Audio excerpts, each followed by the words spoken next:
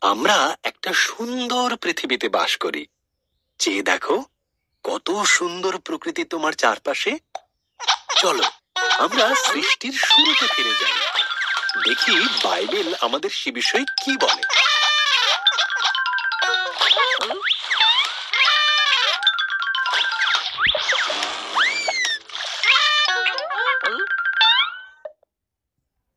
সৃষ্টির শুরুতে ঈশ্বর আকাশমণ্ডল ও পৃথিবী তৈরি করলেন। ঈশ্বর অন্ধকারকে বললেন, আলো হোক। এই আলোকে তিনি নাম দিলেন দিন, আর অন্ধকারকে নাম দিলেন রাত্রি। প্রথম দিন শেষ হলো। এরপর ঈশ্বর উপরের জল থেকে নিচের জলকে আলাদা করে ফাঁকা জায়গা তৈরি করলেন, যার নাম দিলেন আকাশ। দ্বিতীয় দিন শেষ হলো।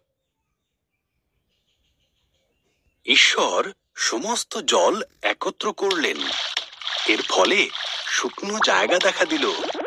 তিনি শুকনো জায়গার নাম দিলেন ভূমি, আর জমা জলের নাম দিলেন সমুদ্র।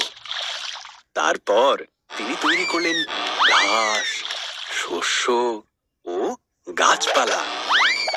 তৃতীয় দিন শেষ হলো।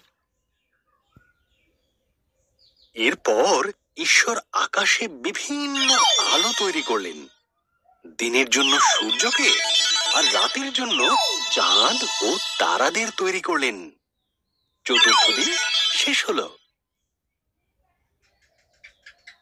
ঈশ্বর মাছেদের সৃষ্টি করলেন জলে সাঁতার কাটার জন্য, আর পাখিদের সৃষ্টি করলেন আকাশে ওড়ার জন্য।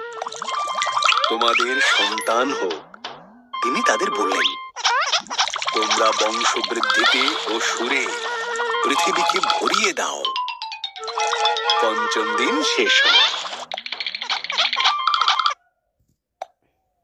এরপর ঈশ্বর পশুদের সৃষ্টি করলেন। তিনি গৃহপালিত পশু, বন্য পশু ও সরীসৃপ প্রাণী তৈরি করলেন। ঈশ্বর বললেন, আরো একটি সৃষ্টি বাকি আছে, যা সবার মধ্যে অত্যন্ত মূল্যবান।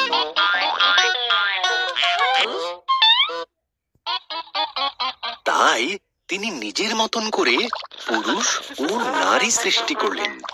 তিনি বললেন, তোমাদের সন্তান হোক, পৃথিবীর দায়িত্ব নাও, মাছ ও পশু পাখিদের যত্নে রেখো। ষষ্ঠ দিন শেষ হলো। এরপর ঈশ্বর দেখলেন তাঁর সমস্ত সৃষ্টিকে খুব সুন্দর।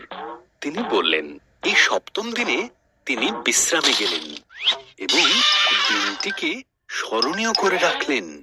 সপ্তম দিন শেষ হলো।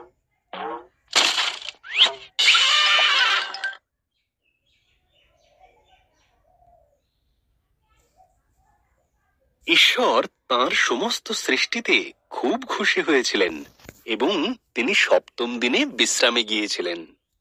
ঠিক অথবা ভুল?